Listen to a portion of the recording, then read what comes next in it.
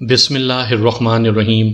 سامعین کرام، آپ سن رہے ہیں اردو کہانی کالی دیوی کا مندر، اور یہ اس سلسلے کی قسط نمبر 18 ہے۔ تم لوگ باہر نکلو گے، محافظوں کا اسلحہ پڑا ہوا ہوگا، اگر وہ ہلاک ہو گئے ہوں گے تو یہ اسلحہ لے کر تم اپنی حفاظت کرتے ہوئے یہاں سے باہر نکلنے کی کوشش کرو، کیا سمجھے؟ اس کے بعد اس نے وہ پنجرے کھول دیے، کیونکہ وہ ایک محافظ کی شکل اختیار کیے ہوئے تھا، اس لیے اس کے پاس چابیاں بھی موجود تھیں۔ قیدیوں کی آزادی سب سے زیادہ اچھی محسوس ہوئی۔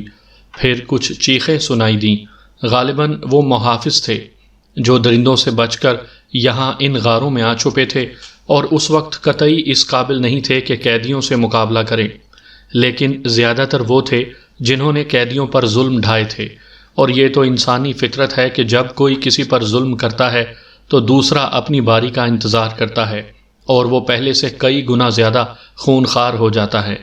کچھ فائر، کچھ دھماکے ہوئے اور اس کے بعد خاموشی چھا گئی۔ میں اور عظیم خان صبر و سکون سے گزرنے والے وقت کا انتظار کر رہے تھے۔ ہمیں جلدی نہیں تھی اور ہم یہ سوچ رہے تھے کہ تھوڑا سا وقت گزر جائے، ماحول کچھ سازگار ہو تو باہر کی صورتحال کا جائزہ لیں، اور اس کے لیے ہم نے آدھے دن کا انتظار کیا۔ یہاں وقت کے اندازے تو ہو گئے تھے۔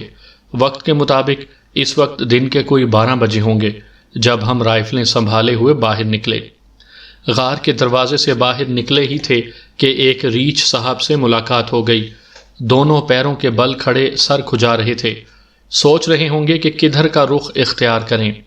اب یہ ان کی بدقسمتی تھی کہ ہمارا راستہ انہوں نے روکا تھا، چنانچہ میں نے اور عظیم خان نے گولیاں چلائیں اور ریچھ وہیں ڈھیر ہو گیا۔ ہم باہر نکل آئے تھے اور باہر کا منظر در حقیقت ایسا تھا کہ عبرت ہوتی تھی۔ انسانی زندگی بھی کیا چیز ہوتی ہے کہ کس طرح اپنے آپ کو ہلاکتوں میں ڈالتی ہے۔ اپنے جیسوں کو زندگی سے محروم کرنا اور اس سے خوش ہونا، اور اس کے بعد خود موت کا شکار ہو جانا۔ درندوں نے بھی قیدیوں کی حیثیت سے رہائی پائی تھی اور اپنے قید کرنے والوں کے بدترین دشمن تھے، چنانچہ انہوں نے کوئی کسر نہیں چھوڑی تھی، اور ایسی لاتعداد لاشیں چاروں طرف بکھری ہوئی تھیں جن کے اعضاء درندے چبا گئے تھے، نرخرے ادھیڑ ڈالے گئے تھے، آنکھیں نکال لی گئی تھیں، بازو غائب تھے، ٹانگیں غائب تھیں۔ ان میں سے کچھ ایسے بھی تھے جو اپنے کٹے ہوئے بازو اور کٹی ہوئی ٹانگوں کے ساتھ زمین پر گھسٹ رہے تھے اور زندگی تلاش کر رہے تھے، جبکہ ان چٹانوں میں زندگی کا وجود نہیں تھا۔ ہم ان کی جانب متوجہ نہیں ہو سکتے تھے کیونکہ بات کسی ایک کی نہیں تھی۔ عظیم خان نے متاثر کن لہجے میں کہا، اور اب اس کے بعد اس کے سوا کوئی چارہ کار نہیں ہے کہ گھوڑے تلاش کرو اور جتنی دور نکل سکتے ہو نکل جاؤ۔ جانوروں کی بھی یہاں کوئی کمی نہیں تھی، گھوڑے وغیرہ بھی بیچارے مارے مارے پھر رہے تھے، بعض گھوڑے بھی شدید زخمی ہو گئے تھے۔ میں نے ایک گھوڑے کو دیکھا، کسی وحشی درندے نے اس کے بازو کا پورا گوشت چبا ڈالا تھا اور وہ لنگڑا لنگڑا کر ایک ایک قدم آگے بڑھ رہا تھا، لیکن ہمیں ایسے چاق و چوبند گھوڑے مل گئے جو ہمارے لیے سواری کا کام دے سکتے تھے۔ جانور انسانوں سے خاصا مانوس ہوتا ہے، خاص طور سے وہ جانور جس کا انسانوں سے براہ راست تعلق رہا ہو۔ ان دو گھوڑوں نے اپنے پیروں پر چلنے والے دو افراد کو دیکھا تو خود ہمارے قریب پہنچ گئے، ہمیں اپنی سواری کی پیشکش کر دی، جیسے کہنا چاہتے ہوں جلدی چلو، یہاں سے دور نکل چلو۔ ہم نے ان کی اس فرمائش پر عمل کیا تھا۔ ان کی پشت پر سوار ہو کر ہم نے انہیں دوڑایا اور اس وحشت ناک ماحول سے دور نکل جانے کی کوشش کرنے لگے۔ اس وقت یہ موت کی بستی تھی۔ ان قیدی غلاموں کا بھی ہم جائزہ نہیں لے سکتے تھے جن میں کچھ ابھی بھی پنجروں میں قید تھے، لیکن یہ بھی دیکھا تھا ہم نے کہ وہ پنجرے توڑنے کی کوشش کر رہے تھے۔ بہرحال قدرت نے انسان کو بڑی طاقت بخشی ہے، وہ اپنے تحفظ کے لیے کچھ نہ کچھ کر ہی لیتا ہے۔ ہماری کاوشوں نے ان قیدیوں کو قید کی مشکل سے نکال دیا تھا، اب اس کے بعد زندگیاں بچانا ان کا اپنا کام تھا۔ چنانچہ ہم نے اپنے گھوڑے دوڑا دیے۔ سمتوں کا تعین تو کیا ہی نہیں جا سکتا تھا، بس جدھر منہ اٹھا تا حد نظر پتھر کی چٹانیں، پتھریلے میدان، کہیں درخت، کہیں ریگستان۔ گھوڑے بھی شاید خوف زدہ تھے اور ان کی یہی خواہش تھی کہ درندوں کی بستیوں سے دور نکل جایا جائے، چنانچہ وہ بھی جان توڑ کر دوڑ رہے تھے۔ سارا دن اسی طرح گزر گیا، سر پر دھوپ، نیچے پتھریلی زمین، لیکن گھوڑوں نے بھی ہمت نہیں ہاری تھی۔ سورج ڈوبا تو ہوائیں ٹھنڈی ہو گئیں اور ان ٹھنڈی ہواؤں میں ہمیں ایک ہلکا سا جنگل نظر آیا۔ گھوڑوں نے خود بخود اپنا رخ تبدیل کر لیا تھا، ہمیں کچھ کرنے کی ضرورت ہی نہیں پیش آ رہی تھی۔ بہرحال ہم جنگل میں داخل ہو گئے۔ یہ بہت ہی معمولی سا جنگل تھا، درخت بھی زیادہ گھنے نہیں تھے، بس ہلکی ہلکی چھاؤں، لیکن اب چونکہ سورج ڈھل گیا تھا اس لیے چھاؤں کی ضرورت بھی باقی نہیں رہی تھی۔ البتہ گھوڑوں کے لیے یہاں نہایت معقول بندوبست تھا، سب تقدیر کے حوالے تھا۔ قیدی انسانوں کی گرفت میں تھے، یہ جانور بھی اگر وفا کا خیال رکھیں تو ہمارے پاس واپس آ جائیں گے۔ آزادی چاہتے ہیں تو ہمیں حق حاصل نہیں کہ ان کی آزادی ان سے چھین لیں۔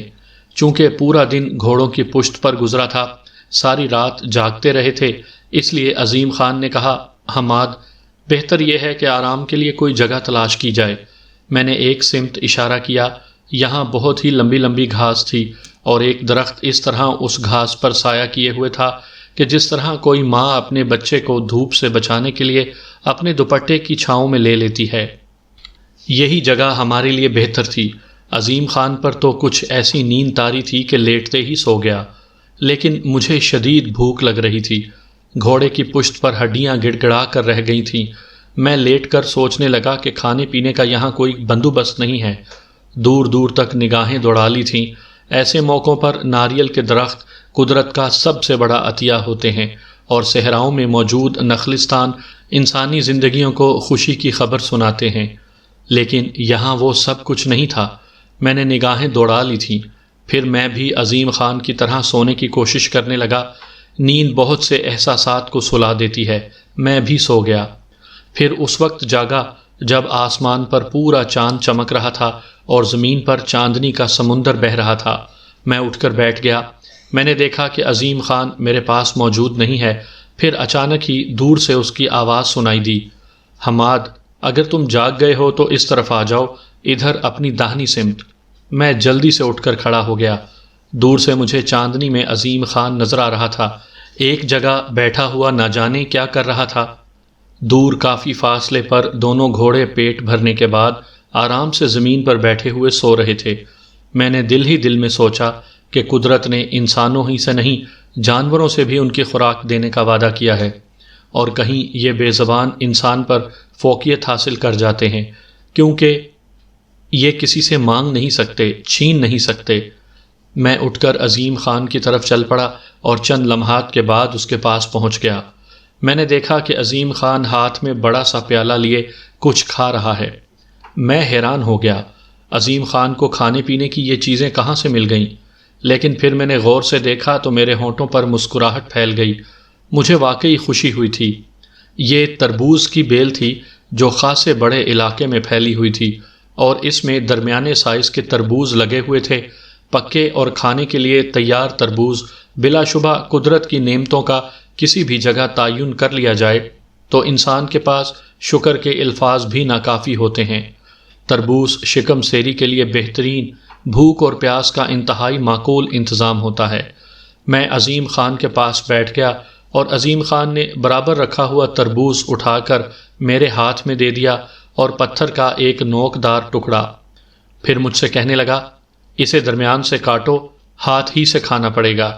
میں نے وہ تربوز اس کے ہاتھ سے لے لیا۔ جانوروں کی طرح کھانا بھی کبھی کبھی کس قدر دلکش لگتا ہے۔ تربوز کا آدھا ٹکڑا توڑ کر میں نے برابر میں رکھا اور باقی میں انگلیاں داخل کر دیں۔ اس کے بعد میں وحشیوں کی طرح تربوز کا سرخ گودا کھانے لگا۔ جو معدے میں پہنچا تو یوں محسوس ہوا کہ جیسے ٹھنڈک سارے وجود میں اتر گئی ہو، اور اس کے بعد ہم تربوز کھانے میں مصروف ہو گئے۔ غذا انسان کے لیے زندگی کا درجہ رکھتی ہے۔ دل چاہ رہا تھا کہ یہ ٹھنڈی اور میٹھی شے جس قدر یہاں موجود ہے ساری وجود میں اتار لی جائے۔ عظیم خان اپنے طور پر مصروف تھا۔ میں آگے بڑھا اور میں نے ایک تربوز کی جانب ہاتھ بڑھایا تو اچانک ہی میں نے دیکھا کہ تربوز میں انسانی نقوش نمودار ہو گئے ہیں۔ بڑی تفصیل کے ساتھ یہ نقوش ابھرتے چلے آ رہے تھے۔ میں نے پھٹی پھٹی آنکھوں سے تربوز کو دیکھا۔ بیل میں لگا ہوا تھا، زمین پر پھیلا ہوا تھا، لیکن اس میں نمودار ہونے والے نقوش اس قدر واضح تھے کہ میں حیران رہ گیا۔ عظیم خان کو بھی احساس ہو گیا تھا کہ کوئی اہم بات ہو گئی ہے۔ مجھے خاموش پا کر وہ میرے قریب آ گیا اور بولا، کیا بات ہے؟ لیکن بات بتانے کی ضرورت ہی پیش نہیں آئی۔ جو کچھ میں دیکھ رہا تھا وہ اسے بھی نظر آ رہا تھا۔ اس کے منہ سے تربوز کے ٹکڑے باہر نکل آئے۔ اب جو نقوش نمودار ہوئے تھے وہ ایک شناسائی پیدا کرتے جا رہے تھے۔ 100% روپ گجنالی کا چہرہ تھا جو اپنے نقوش مکمل کر چکا تھا۔ پھر اس کی آنکھیں کھلیں اور اس کے ہونٹ ہلنے لگے۔ اس نے مدھم لہجے میں کہا، حیران ہونے کی ضرورت نہیں، اب تک جو کچھ دیکھتے آ رہے ہو اسے دیکھ کر بھی تمہاری آنکھیں نہیں کھلیں؟ میں سمجھا نہیں۔ عقل کے اندھے ہو، میں تمہیں مختصراً بتا چکی ہوں۔ کالی دیوی، جسے بہت پروتا کہتی ہوں، تمہیں شکار کر چکی ہے۔ اس نے تمہیں اپنا آلہ کار بنایا ہے، تم سے تمہارا دھرم چھین کر تمہارا مستقبل کالا کر دیا۔ صرف میں ہی ہوں جو تمہیں تمہارا سب کچھ دے سکتی ہوں۔ دے سکتی ہو؟ میں نے خوشی کے عالم میں پوچھا۔ ہاں، پانا مشکل ہوتا ہے جبکہ گنوانا سب سے آسان۔ میں اپنا سب کچھ کیسے حاصل کر سکتا ہوں؟ میں تمہیں بتاؤں گی، روپ گجنالی نے کہا۔ پھر سرگوشی میں بولی، تمہیں اس ساتھی سے الگ ہونا پڑے گا آج ہی دوست۔ میں نے عظیم خان کی طرف دیکھا، وہ جیسے ہم سے بے نیاز تربوز کھانے میں مصروف تھا۔ روپ گجنالی نے مجھے جو کچھ بتایا اسے سن کر مجھے چکر آ گیا تھا۔ مجھے اپنا سب کچھ حاصل کرنے کے لیے بالکل ہی الگ راستے اختیار کرنے تھے۔ اس کے لیے مجھے صحرائے اعظم افریقہ کے اندر علاقوں کا سفر کرنا تھا۔ روپ گجنالی کا قبیلہ وہیں آباد تھا۔ تم راج کے تارے بہت مشہور ہو چکے ہو۔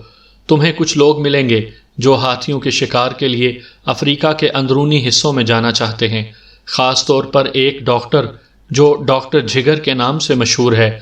تمہارا نام اس کے ذہن میں بھی ہے، لیکن میں تو ان علاقوں کے بارے میں کچھ بھی نہیں جانتا۔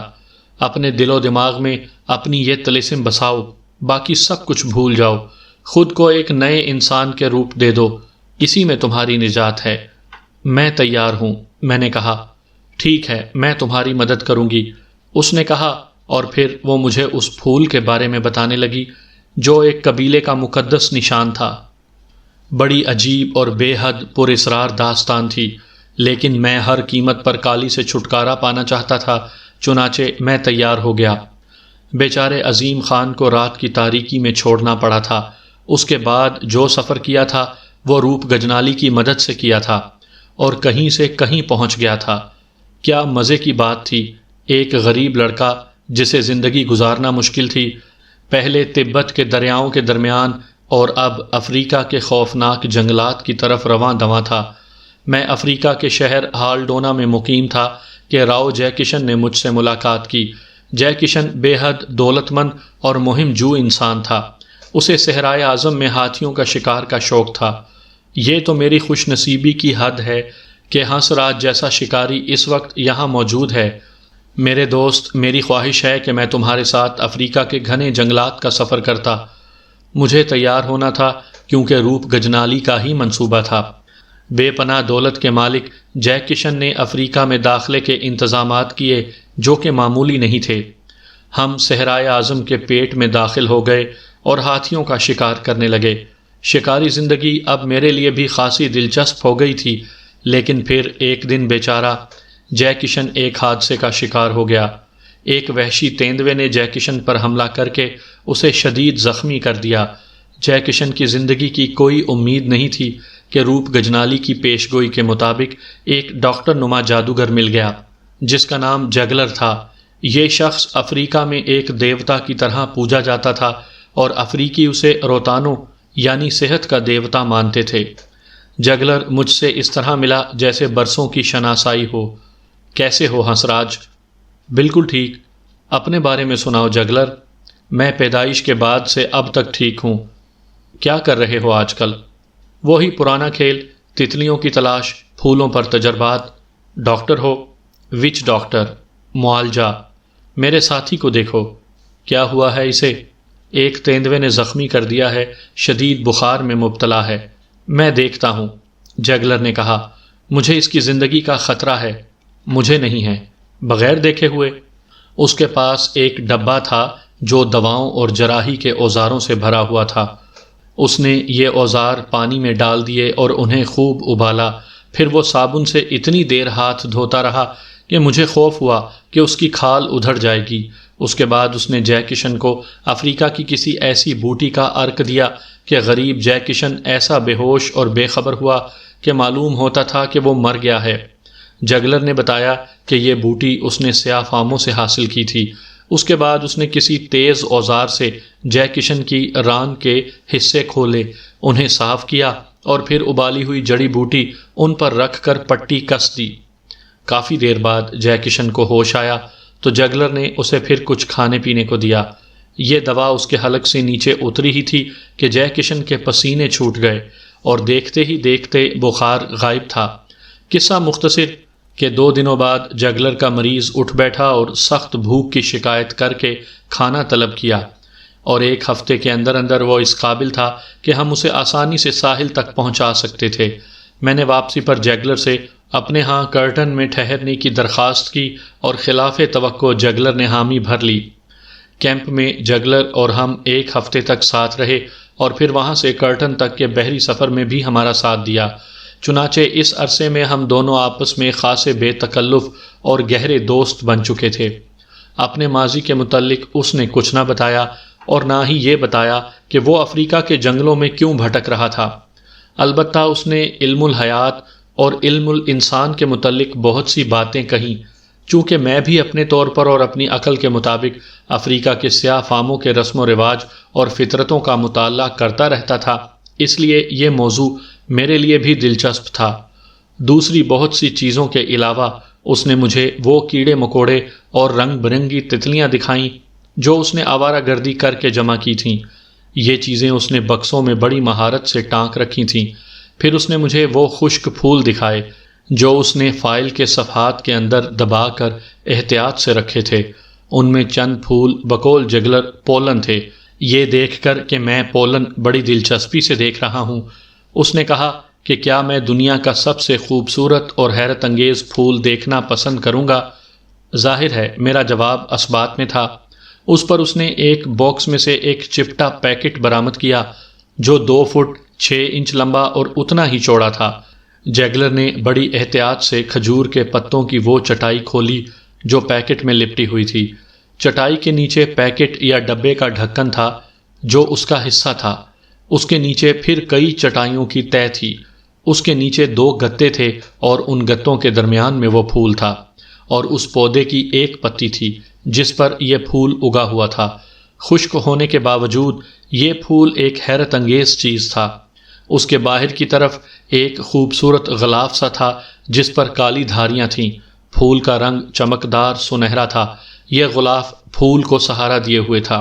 کھلے ہوئے پھول کے بیچ میں، کیونکہ پھول کھلا ہوا تھا، ایک پیالی سی تھی اور اس کے عین درمیان بیچ میں اس کے پیندے میں ایک سیاہ داغ تھا۔ اس سیاہ داغ کو غور سے دیکھنے کی ضرورت ہی نہیں تھی۔ سرسری نظر سے دیکھنے پر بھی معلوم ہو جاتا تھا کہ یہ سیاہ داغ ایک زبردست بندر کے سر کی شکل کا تھا۔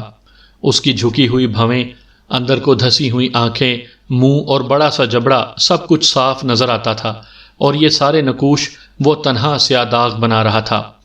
کیا ہے یہ؟ میں نے حیرت سے پوچھا۔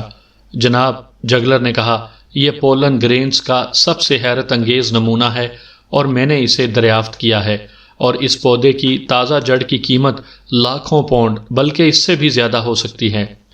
تب تو بھائی یہ کاروبار سونے کی کان کنی سے زیادہ منافع بخش ہے۔ میں نے کہا، کتنے ہیں تمہارے پاس؟ جگلر نے بڑی اداسی سے نفی میں سر ہلایا۔ میں اتنا خوش قسمت کہاں، اس نے کہا۔ تو پھر پھول کیسے آ گیا تمہارے پاس؟ ظاہر ہے کہ پودے ہی سے توڑا گیا ہوگا۔ پھر اس کو حاصل کرنے میں کون سی مشکل درپیش تھی؟ یہ ذرا طویل داستان ہے، لیکن میں تمہیں سنا رہا ہوں، سنو۔ پچھلے 1 برس تک میں اس جنگل میں سے پھولوں اور تتلیوں وغیرہ کے نمونے جمع کرتا رہا تھا۔ جو چناری کے پیچھے جگہ ہے، مجھے وہاں سے بے حد عجیب نمونے مل گئے، اور اپنی سی آوارہ گردی کے سلسلے میں پورے 300 میل آگے بڑھ کر گویا قلب میں گھستا چلا گیا، اور اس قبیلے یا یوں کہوں کہ ان لوگوں میں پہنچ گیا جنہوں نے پہلے کبھی سفید فام کو نہ دیکھا تھا۔ یہاں میں وہ پہلا سفید فام تھا کہ جو ان لوگوں میں پہنچا تھا۔ یہ لوگ فطرتاً جنگجو ہیں اور ان کی رگوں میں ہولون خون کی آمیزش ہے۔ ان لوگوں کے متعلق میں سن چکا ہوں۔ میں نے کہا کورالیا زونا کے دور سے پہلے یعنی 200 برس عرصہ ہوا یہ لوگ جنوب کی طرف بھاگ گئے تھے۔ خیر تو یہ لوگ میری بات سمجھ سکتے تھے اور میں ان کی بولی سمجھ سکتا تھا، کیونکہ یہ لوگ جو بولی بولتے ہیں وہ شولو زبان کی بگڑی ہوئی شکل ہے۔ ابتدا میں تو ان لوگوں نے چاہا کہ مجھے قتل کر دیں، لیکن پھر انہوں نے مجھے آزاد کر دیا۔ وہ کیوں؟ اس لیے کہ وہ لوگ مجھے پاگل تسلیم کر چکے تھے۔ ہنسراج، بہت سے لوگ مجھے پاگل سمجھتے ہیں، عام خیال یہ ہے، لیکن میں خود اپنے آپ کو صحیح الحواس اور دوسروں کو پاگل سمجھتا ہوں۔ خیر اپنا اپنا خیال ہے، میں نے جلدی سے کہا، کیونکہ اس وقت میں جگلر کی صحیح الحواسی پر بحث کرنے کے لیے تیار ہی نہیں تھا۔ ہاں تو پھر کیا ہوا؟ بعد میں کسی طرح ان لوگوں کو معلوم ہو گیا کہ میں دوا دارو بھی کرتا ہوں، چنانچہ ان کا سردار جس کا نام لالی تھا میرے پاس آیا کہ میں اس کی رسولی کا علاج کروں۔ رسولی غیر معمولی طور پر بڑی تھی، بہرحال میں نے جرت سے کام لے کر اس کی رسولی کا آپریشن کیا اور اسے بھلا چنگا کر دیا۔ کام بڑا ہی خطرناک تھا، کیونکہ اگر آپریشن کے دوران یا اس کے بعد لالی مر جاتا تو بھی مجھے قتل کر دیا جاتا۔ خیر تو آپریشن کامیاب رہا۔ لالی کی رسولی میں نے نکال کر پھینک دی اور اس کا زخم مندمل ہو گیا۔ نتیجہ یہ ہوا کہ اس وقت سے ہولون لوگ مجھے ایک عجیب سامر سمجھنے لگے۔ اس کے علاوہ لالی نے مجھے اپنا خون بدل بھائی بنا لیا، یعنی اس طرح کہ اس نے اپنی اور میری کلائی پر کئی زخم دے کر اور اپنی پھر کلائی میری کلائی پر رکھ کر اپنا خون میری رگوں میں داخل کر دیا۔ چنانچہ اب لالی مجھ میں تھا اور میں اس میں، یعنی میں لالی تھا اور لالی میں۔ دوسرے الفاظ میں ہولون لوگوں کا بادشاہ بھی بن گیا تھا۔ اب تک ان کا بادشاہ ہوں اور جب تک زندہ ہوں ان کا بادشاہ رہوں گا۔ تمہاری یہ بادشاہت کبھی ہمارے لیے مفید ثابت ہو سکتی ہے، میں نے کہا، لیکن کہے جاؤ۔ وہیں مجھے معلوم ہوا کہ ہولون علاقے کی مغربی سرحد سے پرے زبردست دلدلیں پھیلی ہوئی ہیں، اور ان دلدلوں کے بعد جیرن نامی ایک جھیل ہے، اور اس جھیل کے بعد ایک وسیع و عریض ایک اور علاقہ جو کہتے ہیں کہ جزیرہ ہے۔ اس جزیرے کے عین بیچ ایک پہاڑ ہے، اس علاقے کا نام انگولی ہے، چنانچہ اس مناسبت سے وہ لوگ بھی انگولی کہلاتے ہیں جو اس علاقے میں آباد ہیں۔ انگولی، اگر میں غلطی نہیں کر رہا تو پھر سیاہ فام گوریلے کو انگولی کہتے ہیں، میں نے کہا۔ کم سے کم اس شخص نے تو مجھے گوریلے کا یہی افریقی نام بتایا تھا جس سے میری ملاقات مغربی ساحل پر ہوئی تھی۔ اچھا، تب تو یہ واقعی عجیب بات ہے، جیسا کہ خود تمہیں ابھی معلوم ہو جائے گا۔ اب یہ انگولی کہتے ہیں کہ وہ بڑے زبردست جادوگر ہیں، اور جس دیوتا کی یہ پرستش کرتے ہیں وہ ایک گوریلا ہی ہے۔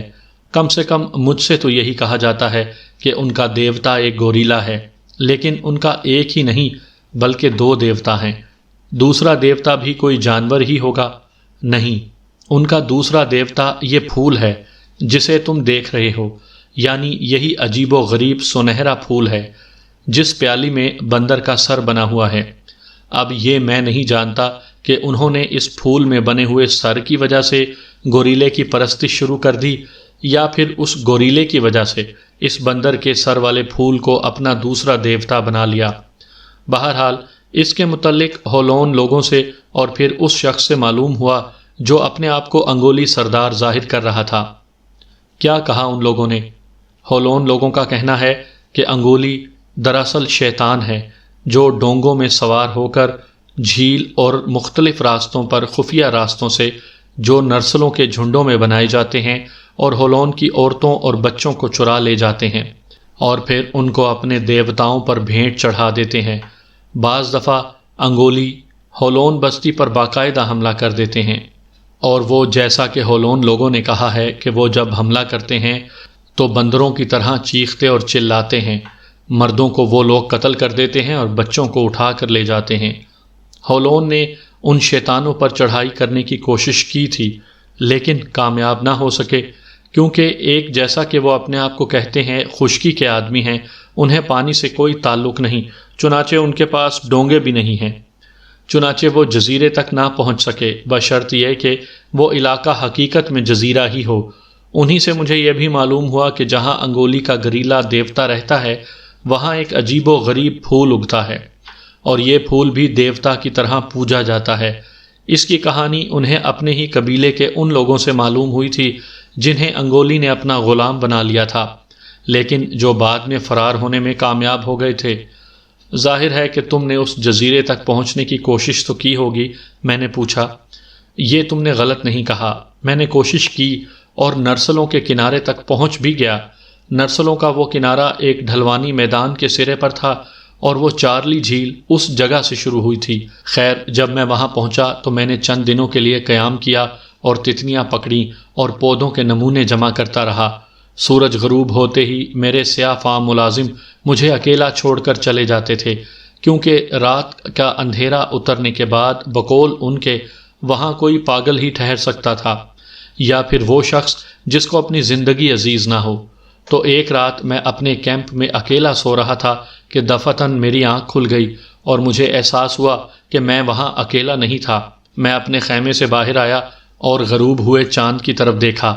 کیونکہ رات ختم ہو رہی تھی، روشنی میں نے دیکھا کہ ایک شخص میرے خیمے کے دروازے کے عین سامنے اپنے بھالے کے دستے پر جھکا کھڑا تھا۔ بھالے کا قد غیر معمولی طور پر لمبا تھا، خود وہ شخص بھی خاصا طویل القامت تھا، تقریباً 6 فٹ 2 انچ، لیکن بھالا اس کے قد سے بھی لمبا تھا۔ اس شخص کا سینہ چوڑا اور شانے مضبوط تھے، اور اس نے سفید لبادہ پہن رکھا تھا جو اس کے شانوں سے شروع ہو کر ایڑیوں تک پہنچ رہا تھا۔ اس کے سر پر ایک تنگ سی فیتے دار ٹوپی تھی اور وہ بھی سفید تھی۔ اس کے کانوں میں تانبے یا سونے کے بالے اور کلائیوں میں اسی دھات کے کنگن پڑے ہوئے تھے۔ اس کی جلد گہری کالی تھی، لیکن چہرے کے نقوش حبشیوں کے سے نہ تھے، بلکہ قدرے مختلف تھے۔ ناک ستواں تھی اور ہونٹ پتلے تھے جیسے کہ عربوں کے ہوتے ہیں۔ اس کے بائیں ہاتھ پر پٹی بندھی ہوئی تھی اور خود وہ شخص عجیب الجھن میں معلوم ہوتا تھا۔ اس کی عمر 50 سال معلوم ہوتی تھی۔ وہ یوں بے حرکت کھڑا تھا کہ میں بھی یہ سوچنے پر مجبور ہو گیا کہ وہ کہیں ان بھوتوں میں سے تو نہیں جنہیں بقول ہولون انگولی جادوگر ہولون لوگوں کو پریشان کرنے کے لیے ان کی بستیوں کی طرف بھیج دیتے ہیں۔ بہرحال ہم بہت دیر تک ایک دوسرے کی طرف دیکھتے رہے۔ آخرکار اسی نے اپنی زبان کھولی۔ اس کی زبان سمجھنا مشکل نہ تھا۔ اے سفید فام آقا، کیا تم وہی ہو جس کا نام روتانو ہے اور جو بیماریوں کو اچھا کرتا ہے؟ اس نے پوچھا۔ بے شک میں وہی ہوں، میں نے جواب دیا۔ لیکن تم کون ہو کہ تم نے میری نیند خراب کرنے کی ہمت کی ہے؟ اے آقا، میں ڈوئنو ہوں۔ میں انگولی لوگوں میں سردار اور اپنے علاقے کا عظیم اور مشہور آدمی ہوں۔ تو پھر اے انگولی کے سردار ڈوئنو، تم یہاں اکیلے کیوں آئے ہو؟ میں نے پوچھا، اور وہ بھی رات کے اندھیرے میں۔ سفید فام آقا، تم اپنی کہو، خود تم یہاں اکیلے کیوں آئے ہو؟ اس نے جواباً پوچھا۔ بہرحال تم کیا چاہتے ہو؟ اے روتانو، میں زخمی ہوں اور چاہتا ہوں کہ تم میرا علاج کرو اور اس تکلیف سے مجھے نجات دلاؤ۔ اور اس نے اپنے اس ہاتھ کی طرف دیکھا جس پر پٹی بندھی ہوئی تھی۔ بھالا پھینک دو اور اپنا لبادہ کھولو کہ میں دیکھوں کہ تم کہیں چاقو چھپائے ہوئے تو نہیں ہو۔ اس نے اس حکم کی تعمیل کی اور اپنا بھالا کئی فٹ دور پھینک دیا۔ ٹھیک ہے، میں نے کہا، اپنے ہاتھ کی پٹی الگ کر دو۔ اس نے اس حکم کی بھی تعمیل کی۔ میں نے دیا سلائی کی تیلی جلائی۔ اسے دیکھ کر وہ خوف زدہ ہو گیا، حالانکہ اس نے منہ سے کچھ نہ کہا۔ میں نے تیلی کی روشنی میں اس کے ہاتھ کا معائنہ کیا۔ شہادت کے قریب والی انگلی کی پور جوڑ کے قریب سے غائب تھی۔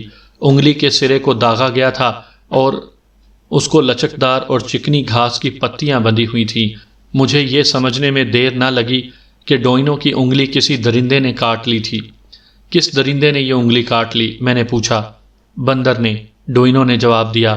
زہریلا بندر روتانو، میری یہ انگلی جڑ سے کاٹ دو ورنہ کل سورج غروب ہونے سے پہلے میں مر جاؤں گا۔ ڈوئنو، تم اپنے لوگوں کے سردار ہو، چنانچہ تم اپنے علاقے کے وچ ڈاکٹروں سے کیوں نہیں ملتے کہ وہ تمہاری انگلی تمہارے ہاتھ سے الگ کر دیں؟ نہیں نہیں، اس نے زور زور سے سر ہلایا۔ وہ یہ کام نہ کریں۔ کیوں نہ کریں گے؟ اس لیے کہ ہمارے اصول اور قانون کے خلاف ہے اور یہ کام میں نہیں کر سکتا، کیونکہ اگر گوشت کالا ہوا تو ہاتھ کاٹ دیا جائے گا، اور اگر کوہنی تک گوشت کالا ہوا تو پورا بازو جسم سے الگ کر دیا جائے گا۔ میں تپائی پر بیٹھ گیا اور سوچنے لگا، دراصل میں سورج کے طلوع ہونے کا انتظار کر رہا تھا کیونکہ یہ آپریشن اندھیرے میں نہیں کیا جا سکتا تھا۔ ڈوئنو نے سمجھا کہ میں نے اس کی درخواست رد کر دی ہے، چنانچہ وہ مشتعل ہو گیا۔ سفید فام، کوئی فیصلہ کرنے میں جلدی نہ کرو، اس نے اپنے جذبات کو قابو میں کرتے ہوئے کہا۔ میں مرنا نہیں چاہتا، میں موت سے ڈرتا ہوں۔ بے شک زندگی بہت بری چیز ہے، لیکن موت اس سے بھی بری ہوگی۔